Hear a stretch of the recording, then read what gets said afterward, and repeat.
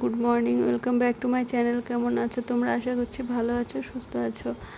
আমার তো একটু মন ভালো নেই, জানো তোমরা। আমার ছেলের শরীরটা একটু ভালো না, ভালো লাগছে না। জ্বর, ভোরবেলা পুরো 104 ডিগ্রির ওপর মানে জ্বর ছিল, পুরো পুড়ে যাচ্ছিলো গা হাত পা। তো ওকে বাথরুমে নিয়ে গিয়ে স্নান করিয়ে নিয়েছি।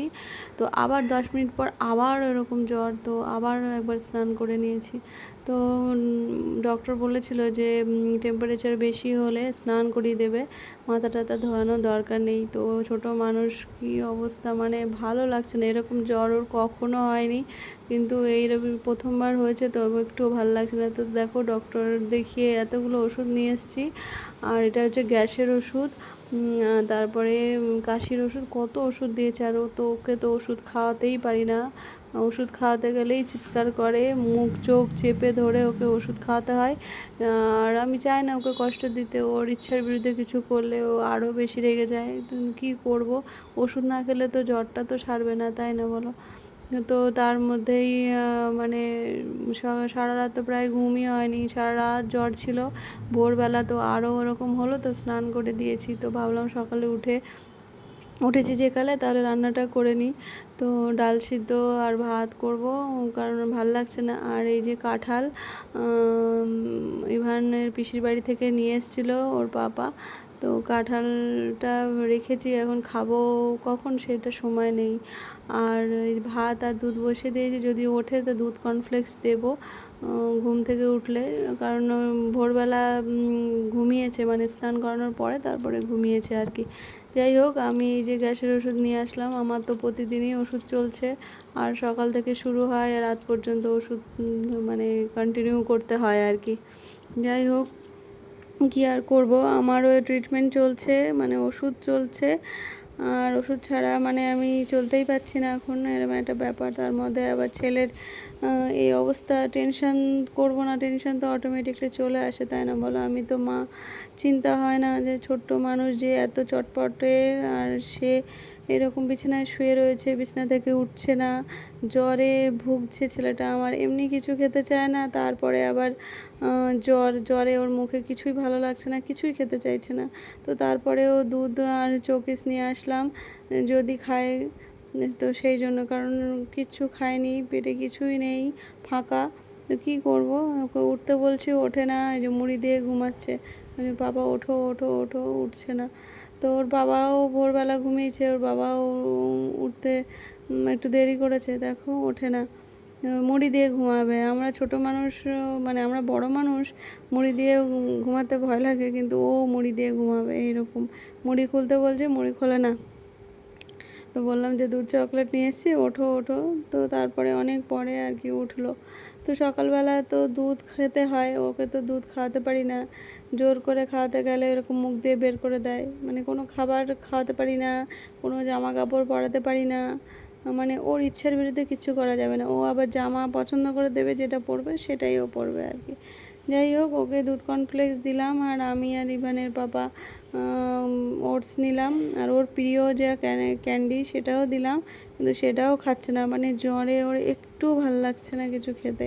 মানে কি বলবো, দেখো ছেলেটা আমার এমনি রোগা, তারপরে আরও রোগা হয়ে গেছে। ওটসও খায় মাঝে মাঝে, কিন্তু আজকে ওটস দিচ্ছি, ওটসও ভাল লাগছে না, ও কিছুই বলছে না, সব কিছুতে না। আর বেশি কথা বলতে গেলেই চিৎকার করে উঠছে। তো একটুখানি আর কি চকিসগুলো ভিজিয়ে দিয়েছিলাম, একটুখানি খেয়েছে, আর একটা বিস্কুট খেয়েছিল। খেয়ে তারপরে আবার জ্বর শুরু হয়েছে, তো শুয়ে পড়ছে বারবার। তো আবার শুয়ে পড়েছে, আমি আবার জলপট্টি করে দিচ্ছি। তো আর কতবার স্নান করাবো, স্নান তো দুবার করানো হয়ে গেছে, ভাবলাম যে এখন জলপট্টি করি। এর মধ্যেই দুপুরবেলা রান্না করেছিলাম হচ্ছে নিরামিষ তরকারি, উচ্ছে ভাজা, আর ডাল করেছিলাম। আরও দেখো, দুপুরবেলা আবার ভাত খাবে না দেখে আলু সিদ্ধ করে হালকা করে বাটার দিয়ে নিয়ে এসেছি ফ্রাই করে, তো সেটাও খাচ্ছে না, মাথায় হাত দিয়ে শুয়ে রয়েছে। কী চিন্তা ওর, মানে সব সময় জ্বরের পর থেকে মাথায় হাত দিয়ে শুয়ে রয়েছে।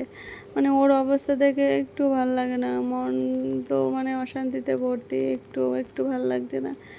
আর কি করব, তারপরে তো খেতে তো হবে। এবার মানে বাবা বলছে খেয়ে নাও, তোমার শরীর খারাপ হয়ে গেলে ওকে কে দেখবে। তো নিয়ে এসেছি খেতে। তো লেবু নিয়েছি, আর এই যে আজকে নিরামিষ তরকারি, উচ্ছে ভাজা, ডাল, বললাম তো তোমাদের কি রান্না করেছি। তারপর বিকালের দিকে আমি ওকে একটু ঘুম পাড়িয়েছিলাম, ঘুমাচ্ছিল না, আর খুব টেনশন হচ্ছিলো, হাত পা ঠান্ডা হয়ে গেছিলো, আর বারবার হাত পা ঘষছিলাম।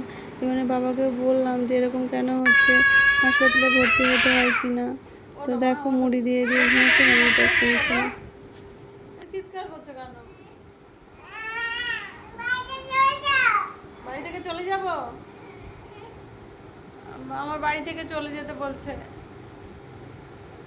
পাপা। বাড়িতে আছে, চলে যাচ্ছে, আমি চলে যাব, তাহলে এখনই চলে যাবো। তোদের মুখটা দেখাও, মুড়ি দিয়ে শুয়ে রয়েছে কেন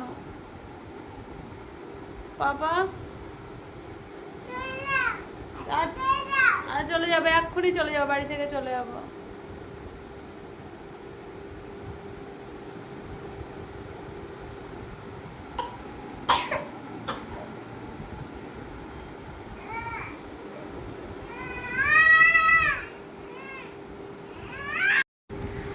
তারপর একটু আগে ওর পিসি এসেছিলো, পিসি আর আমি মিলে দুজন চেপে ওকে ওষুধ খাওয়ানোর চেষ্টা করছিলাম, কিন্তু ওষুধ খাবে না, প্রচণ্ড রেগে গেছে আর বিছানা থেকে উঠবে না। তারপরে ওর পিসি বললো চল বার্গার কিনে দিচ্ছি। তো তারপরে ওর পাপা এসে, পাপার সঙ্গে গিয়ে ওই যে পিসি বার্গার কিনে দিল, ওই বার্গার নিয়ে এসছে।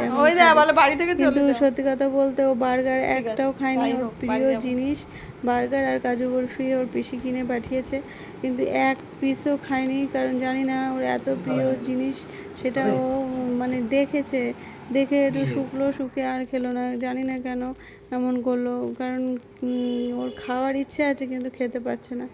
তো যাই হোক, ইভানের পাপা খেতে বসে গেছে, আমিও কটা ভাত নিয়েছি, রাতে তো খেতে তো হবে, খাবারগুলো নষ্ট হয়ে যাবে। তো দেখি ইভান কখন খাই, সমস্ত খাবার ওর দেওয়া রয়েছে, কোনটা খাবে সেটা যে বলে সেটাই করে এনে দিচ্ছি, কিন্তু খাচ্ছে না, খেতে পাচ্ছে না। তো চলো আজকের ব্লগটা এখানেই এন্ড করছি, তোমরা ভালো থেকো, সুস্থ থেকো, টাটা, গুড নাইট।